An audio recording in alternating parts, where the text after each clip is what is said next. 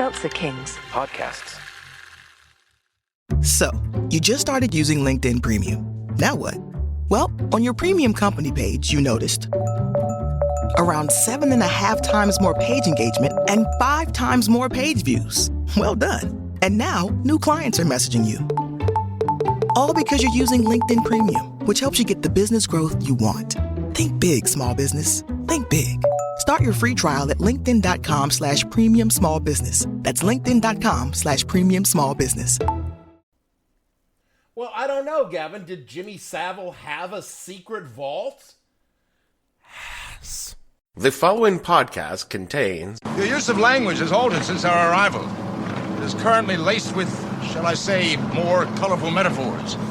Double dumbass on you, and so forth. You mean the profanity? Yes. That's simply the way they talk here. Nobody pays any attention to you unless you swear every other word. Explicit language.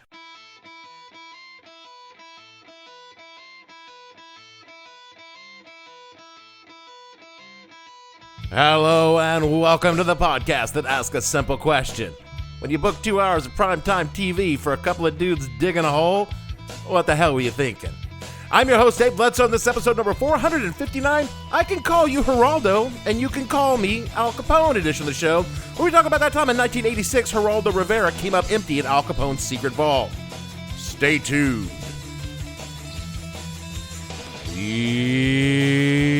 What the hell were you thinking podcast is brought to you by Nunzio's Locksmithing and Safe Cracking. We want you to know why you can't open it is none of our business. You got something with a lock, but you ain't got no key, you call Nunzio. Nunzio never met a lock he can't open or a safe he can't crack. Even he got to blow that shit up. Nunzio's got over 4 decades of experience, minus a 6-year stint working for the state of New Jersey in an unrelated field, opening locks and cracking safes. In that time, Nunzio has picked, cracked, and crashed through every kind of locking device imaginable, all for a very reasonable fee. Best part is, Nunzio doesn't care why you personally can't open that thing. That is your business. So you got something you run into and you can't get into, you call Nunzio. He gets the job done. Scarface Al Capone may have built it, and nobody knows what's in it. Some say money. Some say bodies. Some say it's booby trapped, and we're going to open it. What secret lies inside? It may be Scarface Al Capone's biggest secret, and we'll open it on live television. Step inside the vault with me on April 21st. Discover the mystery, only on Channel 11, Monday, April 21st at 8 p.m. In my parents' home, Oh, Lordy Lou, there he goes again. there was an open door policy, meaning our bedroom doors must at least be cracked at all times because privacy was for people who paid rent. Which is odd because we lived in government housing, so we didn't exactly pay rent. Because you were poor? No, because we used to be poor, but my dad was in the... Never mind. The military paid for our housing. What I'm trying to say is my parents did not believe in bedroom doors being closed, and if they were closed, they sure as hell didn't have a lock on them. What about sex? Well, my sister and I were children, so we certainly weren't having any. Your parents never... Dude, no, gross. My sister and I were immaculately conceived or something. I was never quite sure why our bedroom doors had to be open at all times. I could understand if young Dave had a girl in there with him. Not gonna happen! No, not gonna happen! Sadly, no, not during my teen years anyway. Nor was I in my room rolling joints and mixing dirty martinis or summoning the Dark Lord Satan, no matter what heavy metal album I was listening to on my headphones. You do touch yourself. Oh, I did that a lot, but I did that in the one room in the house where we could legally lock ourselves inside. The bathroom. Now, for the first year or so as an adult on my own, the only way I could ever get it up is if I went into the bathroom first. Did not need to know that. Privacy was just never a thing for me for most of my life. I went straight into the military after I left home, where privacy was considered having less than 3 people in the room with you while you took a shit. Jesus Christ, Dave. The closest thing I had to a private space was a closet with a padlock on it, and even then, I had to unlock it whenever some sergeant told me I had to. After I moved out of the barracks, I still had roommates. I had roommates up until like 8 years ago when I finally got a place of my own. You poor sad man. Now I revel in the luxury, shitting with the door open, walking naked around the house whenever I want, and I no longer need to go into the bathroom if I need to, kickstart my engine. Please, no more. What I'm trying to say is I never really had a space of my own, a space where I could just be alone and not worry about someone coming in disturbing me, a place where I could keep my secrets safe from prying eyes. And I certainly never had a secret vault underneath the Chicago hotel where I could hide anything from the law or just some empty bottles and trash. Which brings me to this week's topic, that time in 1986 when America was riveted to the secrets of Al Capone's vault. I guess to begin with this story, we have to talk about the two players in the story, and I will start with the marginally less awful of the two. Alphonse Gabriel Capone. Big Al, as the folks like to call him. No, they didn't. Also called Scarface. Say hello to my little friend! No, that Scarface was named after Al Capone. When Americans think of a mafia don, they think, that's Al Capone, which is odd because Al Capone was never in the mafia. He was Italian, he was a crime boss, a bootlegger, and a murderer, but he was never a part of the Cosa Nostra because Al was not a Sicilian. In those days, that mattered. A career criminal born in Brooklyn, Alphonse was moved to Chicago in 1919 at the invitation of one Johnny Torrio, a kingpin of Chicago. He was Torrio's bodyguard, enforcer, and eventually his partner in the bootlegging business. Capone grew immensely rich and powerful by bootlegging. Take a listen to episode number 328, No Bourbon, No Scotch, and No Beer, for more information. That's a plug. I really don't need to spend a lot of time talking about Al Capone. He's perhaps the most famous criminal in American history, lionized and demonized in print, radio, film, and television. What you really need to know is that for a while, Al Capone lived at the Lexington Hotel. And at this hotel, he had a vault. Maybe he didn't. Say what you will about Al Capone, he did not go out of his way to inflict his depredations on innocent people. If you were hurt by Al Capone, chances are you had done something to Al Capone to deserve it. The same cannot be said for the second asshole in this story, Geraldo Rivera. Why don't you tell us how you really feel? Oh, I'm about to. Born in 1943 in New York City to a restaurant worker mother and a cab driver father, Geraldo Rivera, the family name shifted around several times, usually to dodge some form of racism, be it against Puerto Ricans, which the family wasn't, or anti-Semitism, which the family was Jewish, because Riviera was a fairly common Sephardic Jewish name, and Rivera was a fairly common Puerto Rican name. Ain't America great? But Geraldo would stick with Rivera in his adult life. He attended the State University of New York Maritime and transferred and graduated from the University of Arizona, and then attended the Brooklyn Law School. Yeah, Geraldo was a lawyer too. In 1970, he was hired by WABC in New York as a reporter, and for most of the 1970s and early 80s, Geraldo was a respectable reporter. He won a Peabody Award for excellence in journalism for an investigative report on abuses at Staten Island mental hospitals. In 1973, he was given a national slot on ABC, helming a show called Good Night America. Quoting from his Wikipedia page, quote, Good Night America tackled controversial topics of the era, including marijuana usage, the status of Vietnam War draft dodgers. A 1975 episode featured the first national telecast of the historic Zapruder film. On May 19, 1983, Rivera broadcast the first U.S. network television mention of AIDS by this name. On 2020, he interviewed New York City lighting designer Ken Rasmauer, and Rasmauer died at age 28 4 days later. Rivera delivered a eulogy at Rasmauer's Central Park Memorial Service, unquote. It was in 1985 that Geraldo's gig was harshed at ABC. You see, what went down was he had a report that was saying that both Bobby and John F. Kennedy were fucking Marilyn Monroe, that ABC wouldn't run because he said that the close connections with the Kennedy family through Pierre Salinger were keeping them from doing it, which... both of those things are true. This did not stop ABC from giving Geraldo the boot, because if you come at the Kennedys, you best not miss. And this is when respected prize-winning journalist Geraldo Rivera turned into a sensationalist hack who would put anything on the air if the price was right. And from there, he went on to air several dubious stories, got his nose broken by a Nazi on a daytime talk show, and finally the eventual destiny of all journalists who are willing to sell their name, integrity, and reputation for money, Fox News. And it all started right here. I'm Geraldo Rivera, and you're about to witness a live television event. A massive concrete vault has been discovered. Some think it belonged to none other than the notorious Al Capone. Well, tonight, for the first time, that vault is going to be open live.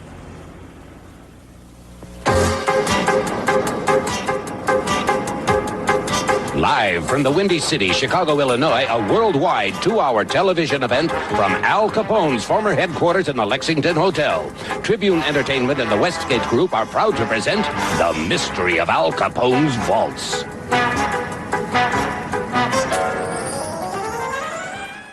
Quoting now from Mental Floss. Honestly, this show would not exist without Mental Floss. I could just do their content and just add dick jokes. Quote, "For gangland aficionados, it was almost as good as the Super Bowl.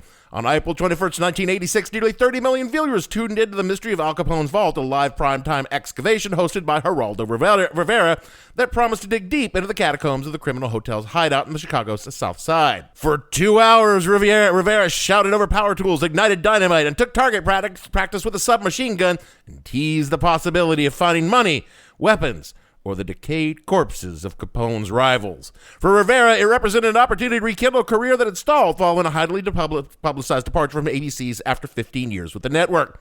Unquote. 1986 was an odd moment in the history of television since the very first broadcast networks had dominated the airways, if it wasn't on ABC, NBC, or CBS, and for a brief moment in the 1950s, the ephemeral Dumont network. If it wasn't on the network, it wasn't on the air.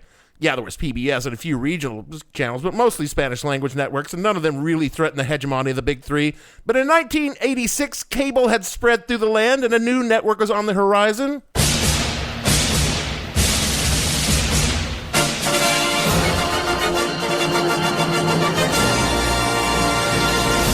And these confluences of events were slowly... I drink your milkshake.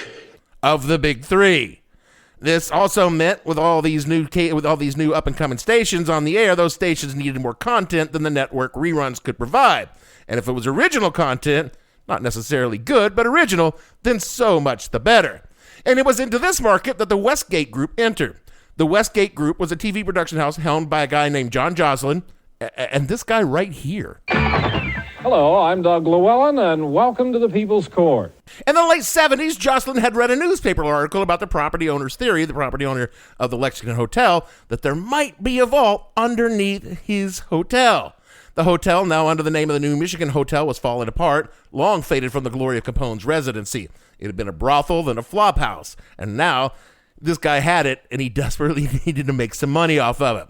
Jocelyn talked to Doug, and the two began framing an idea that they would break into those alleged vaults on live nationwide television. As the years went by, Westgate began looking for funding to do this admittedly crazy thing. Most of the people they approached had similar questions. Are you sure there's anything in there? To which Westgate replied, not at all. And would they be willing to pre-record the special in case there wasn't anything in there? And Westgate said, absolutely not. And that's when the people they were asking for money would universally say, thanks, we'll pass. That was until their pitch landed on the desk of a company called Tribune Entertainment. The Tribune Entertainment Company was behind such syndicated shows as At the Movies with Siskel and Ebert, and of course...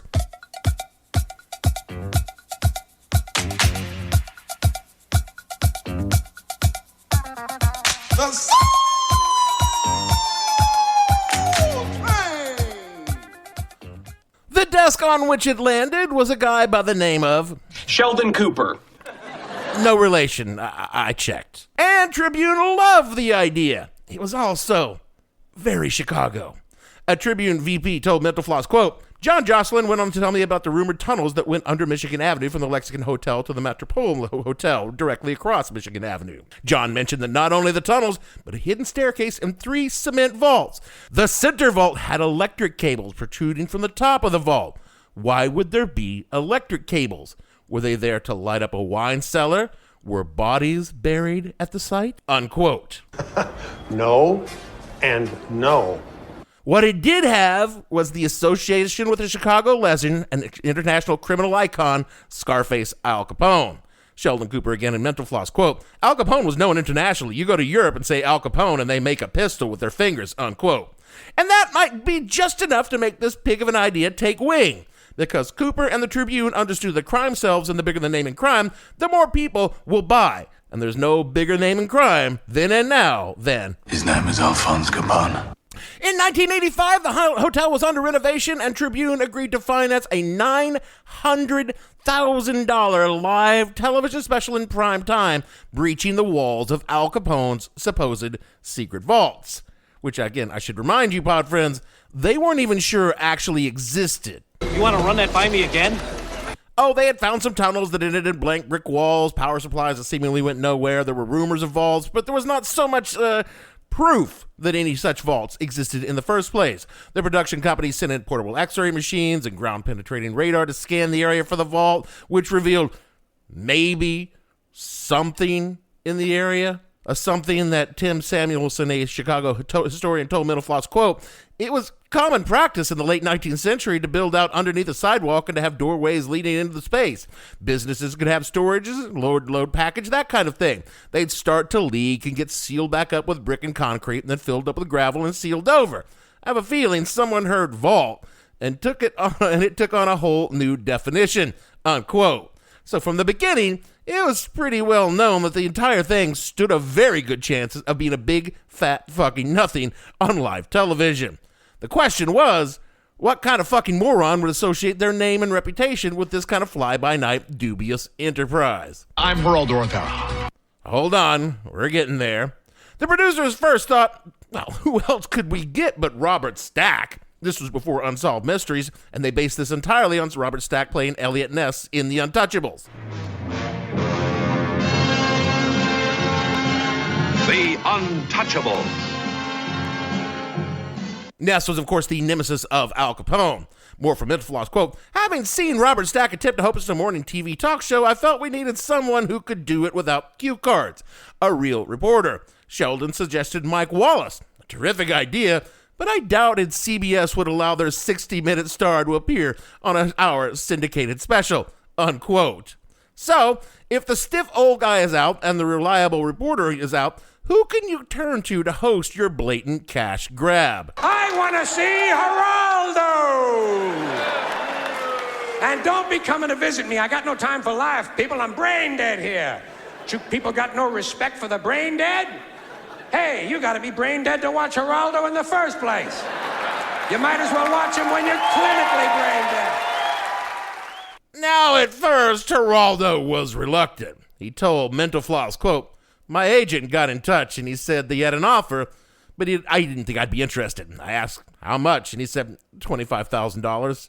And I told him, get $50,000 and I'll do it," unquote. How noble. With the host on board, it was time to start planning the show, and that meant getting the permission to actually do the heavy construction underneath the streets of Chicago. Because this, again, was not a metal box with a dial on the door. It was a slab of concrete 125 feet long and at least a foot thick. The project was so massive, they had to lower a mini bulldozer with a jackhammer attachment into the basement. Even that wasn't enough, and it became clear they would need to blast their way through the concrete slab, and for that, they would need dynamite, which required a whole different set of permits, since Chicago wasn't one to just let some TV production company blow shit up on Michigan Avenue. An explosion which would naturally be done live on air. Speaking of on the air, if Tribune was going to make any money at all, it would have to be if they could sell the show to TV stations. And primetime slots were not just given out for funsies. They had their anchor station at WGN in Chicago, but the real money was in syndicating the show nationwide. Keep in mind, the big three networks had already passed on the idea, since there was a very good chance there wasn't jack and shit behind the vault. So they had to have something to show the viewers other than some dudes blowing up a wall, as cool as that might be. So Westgate began pre-filming a bunch of clips to pad out the show. There was all kinds of experts and reenactments, Geraldo shooting a Tommy gun, and it couldn't be the 80s unless you brought in America's psychic, Gene Dixon, who took a reading. Again from Mental Floss, quote, "We go to the basement. She walks towards the middle of the wall and says, 'Capone is behind, in the garden, under glass, laughing, laughing, laughing.' Now, I'd researched the hell out of that building, and I told her there'd been nothing there but a yard. 15 years later, the city found some old real estate atlases. What was in the middle of the Lexington? A greenhouse." Believe it or not. Yeah, I don't. With all these pre-recorded clips, they began selling the show to advertisers, and it was good enough to gain commitments for $2.4 million in ad buys on the show. General Mills and Budweiser alone had 24 spots in the 2-hour broadcast at $100,000 a pop. This is what gave them the juice to actually get the show on TV stations around the country, and one by one, the company found 180 stations around the nation so that at least 94% of the U.S. population could watch the show the night it aired. And so it was that on April 21st, 1986, the crews and the host were joined by a historian, a medical examiner, in case they found any bodies, and a representative of the Internal Revenue Service because long-dead Al Capone still owed the United States government $800,000 in unpaid taxes. Or even in debt. Uncle Sugar is gonna get paid. The show went live. Geraldo told Mentalfloss, quote, "I recall a producer giving me a pep talk. Get out there and nail this on camera open. Live programming is controllable in the studio. This was like stepping off the ledge of a building," unquote. And after a brief preamble, he entered the building and the show began. I did not watch the show in 1986 because I had important things to do. Can your friend score some wine coolers? But I was very much the outlier in this case because people did watch. From an article in the Chicago Tribune, quote, "The mystery of Al Capone's vaults recorded a 57.3 rating and a 73 share in Chicago, according to Nielsen data. The Bears' Super Bowl victory just 3 months prior logged a 63.2 rating and an 87 share, and both top local ratings history," unquote. And in a related Tribune article, quote, "Millions of viewers, some estimates say 30, others say 60 million throughout the United States and at least 13 other countries followed along during the expedition to find the gangster Al Capone's goods," unquote. After weeks of hype, days of preparatory digging, drilling, and a live dynamiting, the diggers finally broke through the concrete layer, a layer of dirt, and finally a brick wall with sledgehammers as the cameras peered in. More from Mentalfloss, quote, "Rivera, I was reasonably sure we would find either guns or money or dead bodies. I was pretty confident something was in there. Samuelson, I looked at the layers of broken up sidewalk on the bottom and slag from the steel mills on top and said, sorry, it's all over.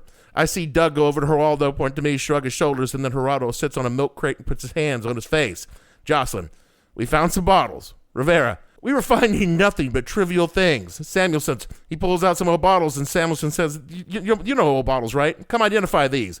These were two little cheap liquor bottles with an Illinois tax stamp from 1948, probably from the workmen who drank their lunch. Morehouse, it was just a bunch of shit," unquote. Because what they had found was, well, you know. We ain't found shit. The hollow spaces they expected were not hollow. There was the empty room and the few empty bottles. Geraldo improvised the last few minutes of the show. The broadcast ended. The lights were turned off. Everyone involved immediately left, hit the bar, and started drinking. Everyone, especially Geraldo Rivera, thought their careers were well and truly fucked.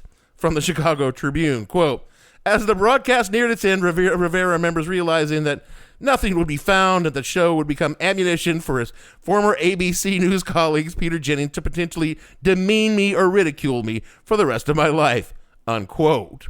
Now, in any decently written universe, this is what would have happened. They had spent nearly $1 million, stole millions more commercial time on speculation, shoddy information, and not a little bit of bullshitting. It was never called journalism or documentary. One of the producers called it docutainment, but they had let viewers just kind of believe that the host was a reputable journalist and the show was reputable, and there was a damn good reason for wasting everyone's time because something had to be there. The whole thing was considered a laughingstock by the real media. The Windy City was never windier, said the Chicago Tribune, the parent company of Tribune Entertainment, which paid for the whole thing. Jokes were made on late-night television, and the whole endeavor was likely considered an absolute fucking failure. This was before they saw the ratings. Again, from Mentalfloss, quote, "I still hear people say it was a great show with a bad ending. They always said it's too bad there was nothing in the vault. My reply is that there was a 50 share in that vault, and the special led to a dozen other Geraldo primetime specials, a daytime Geraldo talk show that ran for years, and it certainly led to the reality television craze, which continues to this day," unquote. None of those are good things. Sorry, I just blew up the mics for absolutely no reason there other than the fact that I fucking hate Geraldo. The ratings on the West Coast, which ran 2 hours after the live feed, which even in 1986 people had already heard there wasn't anything there, were actually better than the ratings on the West Coast because Americans will watch anything because Americans are, Yeah, kind of stupid. The vault inspired more shows like it. Westgate and Tribune did at least 5 more with Geraldo and created a whole new Geraldo Rivera. Gone was the respectable, conscientious, prize-winning journalist, and in his place, Nuevo Geraldo was the hack who presented sensationalist stories that were little better than opinion pieces on scant information, unsubstantiated rumors, and a whole bunch of Geraldo's bullshit. And on the bullshit mountain, the steaming turd at the top was this 1988 Geraldo fucking special. And beyond the mayhem and monster, it's said that a nationwide network of satanic criminals exists. Start with the warped and wicked Charles Manson. It's everything that human beings don't understand. It's all their fears. It's what they're not sure of. You dig what I'm saying? Satan to me would be God. Or the demented son of Sam killer David Berkowitz. These and others, purportedly linked to the devil worship underground. Here's Satan. Here's Satan. Here's Satan. It's all over the United States and probably all over the world because it's just something that people are experimenting with now. Impossible to measure, easy to doubt. The very mention of it invites ridicule.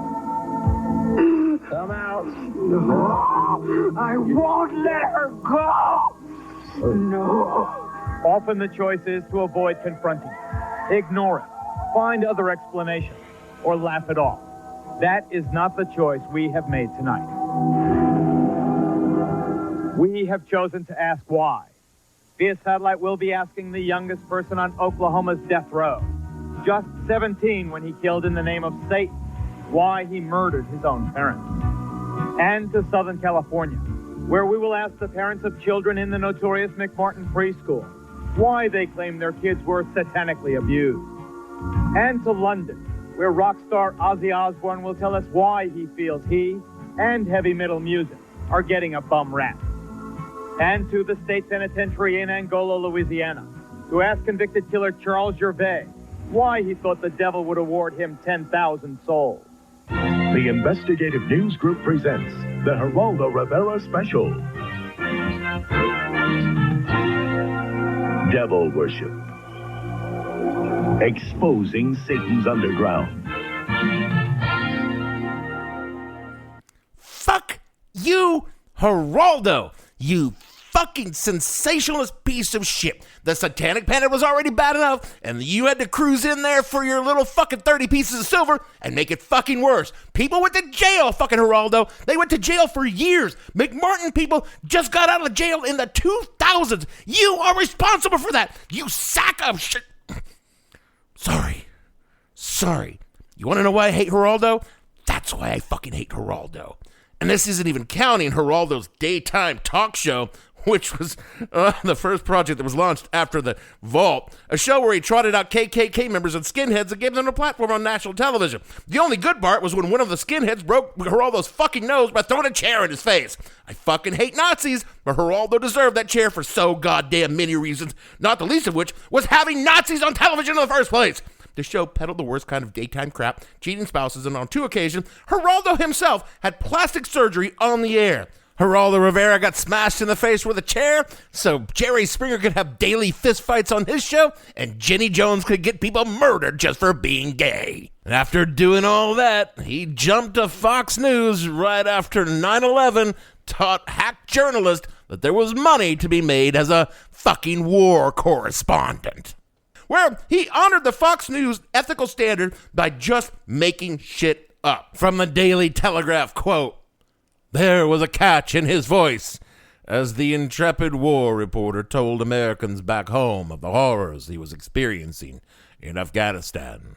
Geraldo Rivera was on the spot in Tora Bora, the last redoubt of what he called the forces of evil, otherwise known as Al-Qaeda. We walked over what I considered hallowed ground today," he said, his days as a bouffant-haired Los Angeles talk show host a distant memory. Clad in a flak jacket and packing a pistol, this was the frontline epic struggle against terrorism. We walked over the spot where friendly fire took so many of our men and mujahideen, said Geraldo, his celebrity such that a first name suffices. The whole place just fried, really, bits of uniforms and tattered clothing everywhere. I said the Lord's Prayer and really choked up. The only problem was that the 3 American soldiers who had died the previous day had perished not on the hallowed ground trodden by Geraldo near Kandahar, but several hundred miles away. unquote. It's trashy, tacky, tasteless. It's Geraldo. He continued to distinguish himself. He squabbled with his fellow Fox host, the New York Times. He said stupid shit about hoodies being responsible for Trayvon Martin's death, not the shithead who shot him. And of course, he was on Celebrity Apprentice and Dancing with the Stars. You must be so proud.